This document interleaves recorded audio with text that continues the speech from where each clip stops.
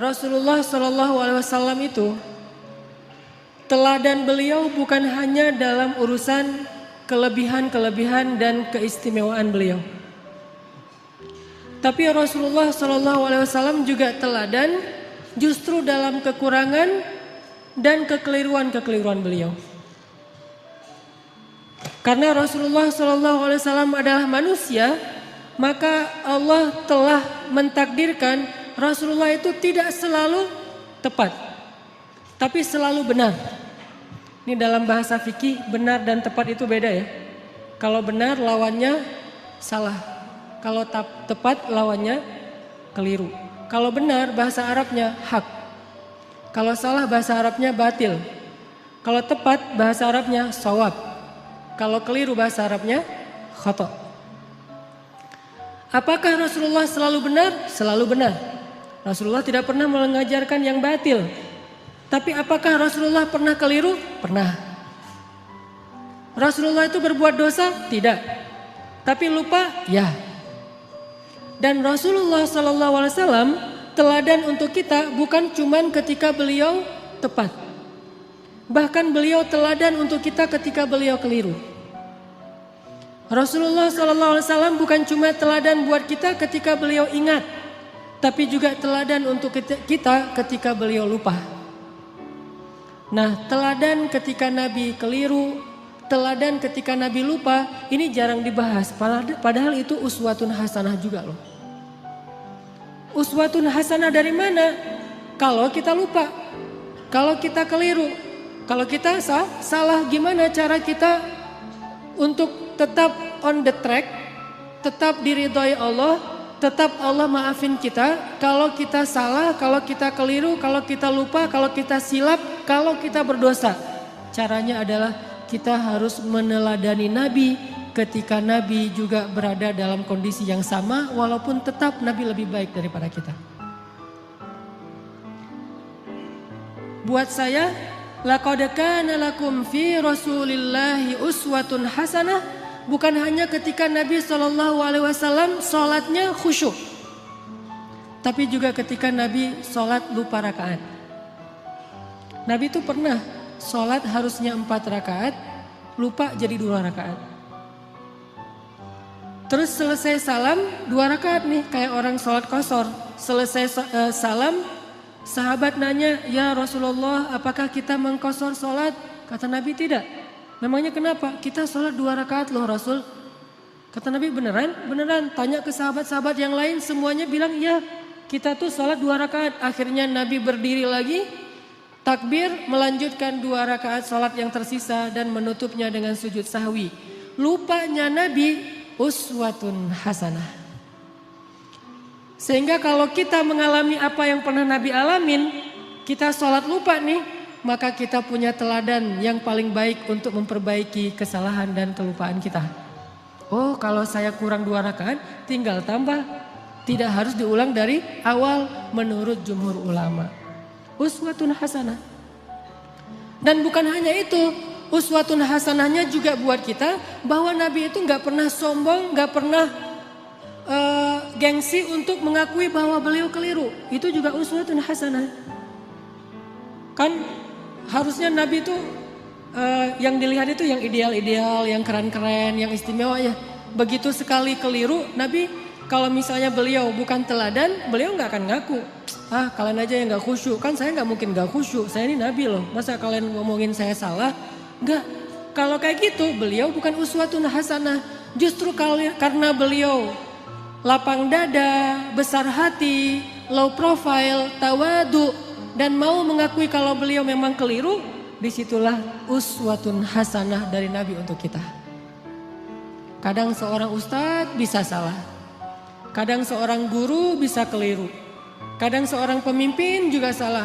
Gak boleh seorang pemimpin merasa bahwa dia tuh selalu benar, tuh gak boleh. Karena kalau dia sudah merasa selalu benar, berarti dia sudah mengkultuskan dirinya. Dan Allah mengatakan fala tuzakku anfusakum huwa a'lamu bimanittaqa. Janganlah kalian menganggap diri kalian suci, artinya enggak pernah salah. Jadi pemimpin yang meneladani Rasulullah SAW bukan cuma meneladani dari angle jujur, amanah, profesional, tapi juga meneladani Nabi dari angle apa? Bahwa kalau keliru berbesar hati untuk mengakui.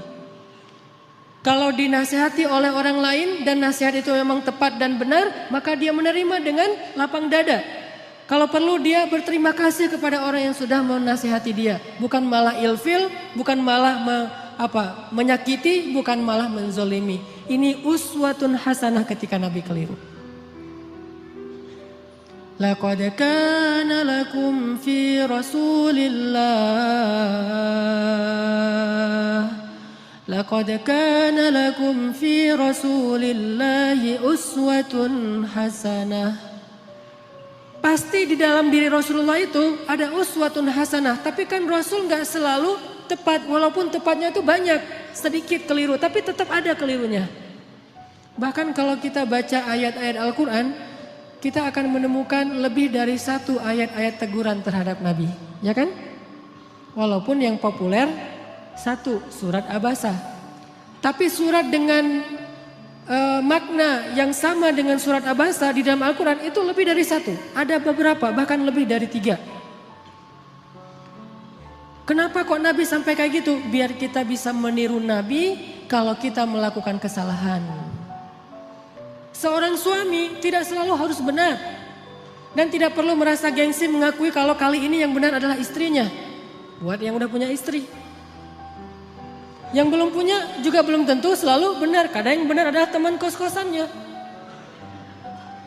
Kadang yang benar adalah mantannya. Kan gak masalah kan? Kalau ditanya kenapa kalian putus? Gua gak sabar. Jangan, oh dia tuh emang gini-gini. Enggak. Kadang-kadang emang dia yang baik, kita yang waktu itu lagi terbawa emosi. Tapi di balik semua itu emang lebih baik putus mungkin. Supaya mereka mencari yang lebih baik dan lebih halal. Tapi yang pasti teman-teman, kita coba malam ini belajar uswatun hasanah Nabi dalam kondisi ketika Nabi keliru. Dan ini sama sekali bukan ingin menjelek-jelekan Nabi, sebaliknya kita ingin melihat betapa Nabi itu hebat. Justru ketika kita melihat betapa Nabi besar hati, lapang dada, kita akan semakin kagum kepada sosok Rasulullah SAW. Contoh sholat tadi aja udah dapat 2 uswah, 2 teladan. 1, Nabi besar hati. 2, pelajarannya bahwa oh kalau salah dalam sholat berarti tinggal kita tambah, ditutup dengan sujud sahwi. Ada 3 nih. Yang ketiga pelajarannya dalam kasus itu apa? Ternyata sahabat-sahabat Nabi itu orangnya dewasa. Sahabat-sahabat Nabi itu orangnya mateng, gak gampang pundungan.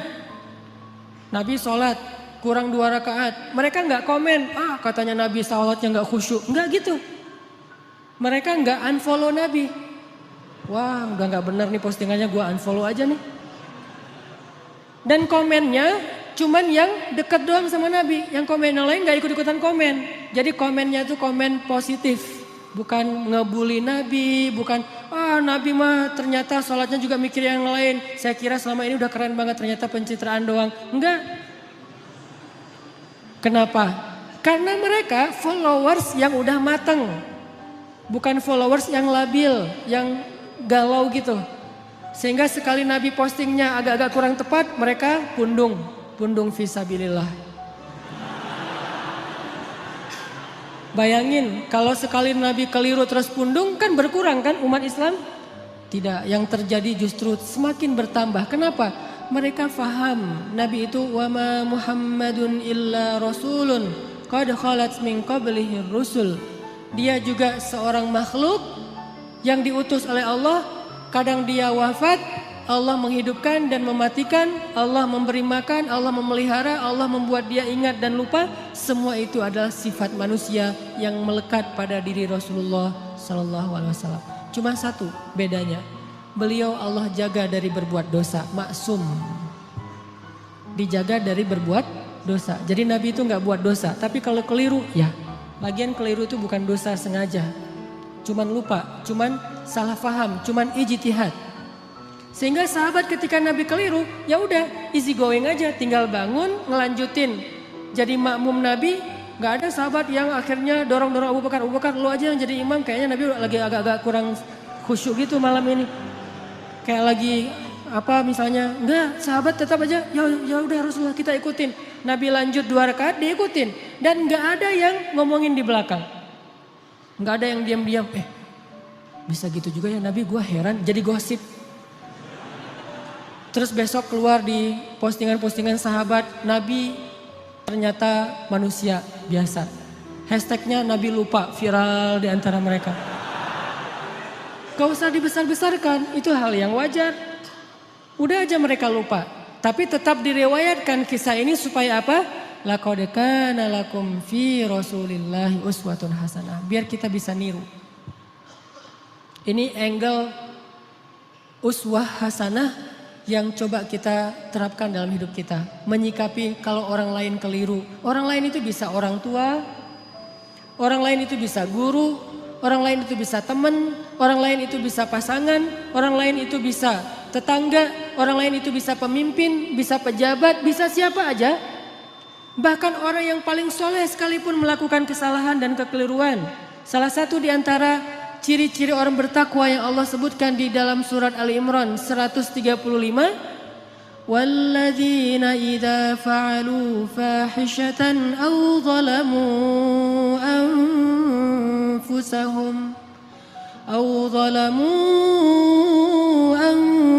anfusahum dzakarullaha fastaghfaru lidzunubihim. Orang yang bertakwa kata Allah adalah orang-orang yang apabila melakukan kesalahan, menzolimi diri sendiri, atau melakukan fahisyah, dosa sembunyi-sembunyi. Coba. Ternyata orang bertakwa juga bisa ngelakuin dosa, kesalahan. Bedanya apa? Zakarullah. Ketika dia sadar, ketika dia ingat, ketika dia diingatkan oleh orang lain, fastaghfaru lidzunubihim. Buru-buru dia meminta ampun kepada Allah dan tidak lagi melakukan kesalahan itu. Ini bedanya orang bertakwa sama orang yang tidak bertakwa. Kalau orang yang tidak bertakwa salah gak mau memperbaiki diri. Kalau orang bertakwa salah juga tapi mau segera recovery, memperbaiki diri. Jadi peluang berbuat salah sama antara orang yang bertakwa dengan yang tidak bertakwa, sama peluangnya. Jangan sampai kita mengkultuskan satu orang, satu tokoh, satu kelompok. Mentang-mentang mereka membawa slogan-slogan Islam, memakai simbol-simbol Islam, menggunakan penampilan-penampilan yang kesannya Islami, lantas gak boleh keliru, gak boleh salah. Wah, hijabnya aja yang syar'i, ternyata pemarah misalnya. Ustadz, mending mana tuh? Orang yang sholat tapi masih korupsi daripada orang yang gak korupsi, orang yang jujur tapi gak sholat. Kan mending yang jujur, walaupun gak sholat tapi yang penting dia jujur. Enggak. Orang yang sholat tapi masih korupsi, sholatnya berpahala, korupsinya berdosa. Orang yang jujur tapi gak sholat, jujurnya berpahala, gak sholatnya berdosa. Masing-masing mendapatkan sesuai dengan amalnya. Faman ya'mal mithqala dzarratin khairan yarah wa man ya'mal mithqala dzarratin syarran yarah. Jadi gak ada mending-mendingan. Tinggal nanti hisabnya di sisi Allah aja di akhirat. Apakah ini lebih banyak pahalanya atau ini lebih banyak dosa? Allahu a'lam. Yang jelas kita belajar sekarang gimana meneladani Rasulullah SAW ketika kita salah, ketika kita berbuat dosa, ketika kita keliru, dan juga ketika orang lain yang melakukan kekeliruan dan kesalahan itu. Teman-teman yang dirahmati Allah Subhanahu Wa Taala, belajar meneladani Nabi SAW itu bukan sekedar belajar mendapatkan wawasan tentang perilaku Nabi, bukan. Kita hafal ayat itu tapi tidak menjadi perilaku, tidak jadi karakter, nggak jadi attitude, berarti kita belum meneladani Nabi. Cuma hafal ayatnya doang nih. Kita hafal banyak hadis Nabi, kita baca banyak sirah, buku-buku tebal tentang sejarah Nabi, tapi tidak merubah attitude kita menjadi lebih baik seperti yang dicontohkan Nabi, kita berarti belum belajar dan belum meneladani Nabi, cuman tahu doang. Itu namanya orang yang musakof, orang yang berwawasan. Belum menjadi orang yang alim, orang yang berilmu. Kenapa? Karena tidak disebut ilmu sebelum dia menjadi rasa di dalam hati dan menjadi perilaku dalam kehidupan. Kalau cuma sekedar wawasan, itu bukan ilmu, itu namanya sakofah, itu namanya wawasan. Makanya malam ini ketika kita belajar uswatun hasanah Nabi SAW, kita coba munculkan tekad dalam diri kita masing-masing. Pokoknya habis dengar sharing malam ini, saya pengen memperbaiki sikap saya di sosmed. Saya pengen memperbaiki sikap saya dengan teman. Saya pengen memperbaiki sikap saya kepada keluarga, terutama orang tua. Saya pengen memperbaiki sikap saya kepada mantan. Cara memperbaiki sikap kepada mantan apa? Unfollow.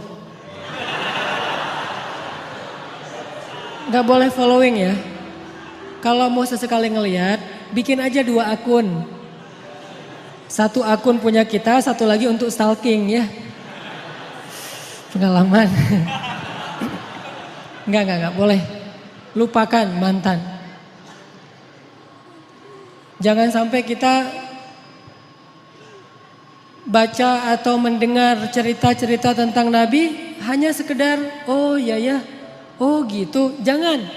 Kalau sekedar oh ya dan oh gitu, berarti ini cuma wawasan nih. Dan kalau cuma wawasan, kita ngaji sampai bertahun-tahun juga tidak semakin menjadi lebih baik. Harusnya belajar ilmu yang tadi kata Nabi, siapa yang menempuh jalan untuk mencari ilmu, Allah mudahkan jalan ke surga. Itu ilmu loh, bukan wawasan yang dicari. Kalau wawasan kita bisa kayak otodidak gitu. Kita bisa belajar sendiri dengan dengerin YouTube. Tapi kalau ilmu kan bukan cuma denger. Kita latih tuh. Apa yang udah kita dengar kita latih sehari mungkin gak langsung jadi nih. Sama kayak yang barusan kita dengar misalnya tentang gimana berbesar hati dalam menerima masukan orang lain. Kan gak gampang tuh. Gimana berlapang dada mengakui kekeliruan dan kesalahan kita. Walaupun itu menyakitkan. Itu gak gampang loh. Tapi kalau kita nggak praktekin, berarti apa yang kita dengar itu baru sekedar wawasan, belum memperbaiki perilaku dan attitude kita. Kita belajar sekarang uswatun hasanah Nabi SAW, bukan sekedar pengen tahu, penasaran ayatnya mana aja ya, hadisnya gimana aja ya. Kita bukan pengen berdebat dengan dalil, kita pengen memperbaiki diri. Tapi kalau kita pengen berdebat dengan dalil, kita akan lebih fokusnya ke dalil itu riwayat siapa, kemudian teks aslinya kayak gimana. Terus kalau perlu di capture, nanti kalau ada teman kita yang berbeda pendapat tinggal kita broadcast, kita share. Ini sekedar wawasan yang dijadikan bahan perdebatan. Buat apa kalau kayak gitu? Harusnya kita belajar bukan supaya jago berdebat. Bukan kalau kita nanti berdebat dengan teman kita di grup, kita punya banyak argumen, dalil segala macam. Buat apa yang kayak gitu-gitu? Bahkan Nabi aja pernah mendengar sahabat berdebat di dalam Masjid Nabawi, dilemparin debu sama Nabi. Jadi ada sahabat lagi ngaji nih, lagi baca Quran di dalam masjid. Kan rumah Nabi di sebelah masjid. Tadinya ngaji, asik tuh, seru. Bismillahirrahmanirrahim, baca santai. Lama-lama mulai terjadi keriuhan, kegaduhan. Nabi dalam rumah ngedengar kok udah mulai ada orang yang teriak-teriak ya. Kok mulai kayak ada orang yang marah-marah. Nabi keluar melihat mereka lagi berdebat tentang makna satu ayat.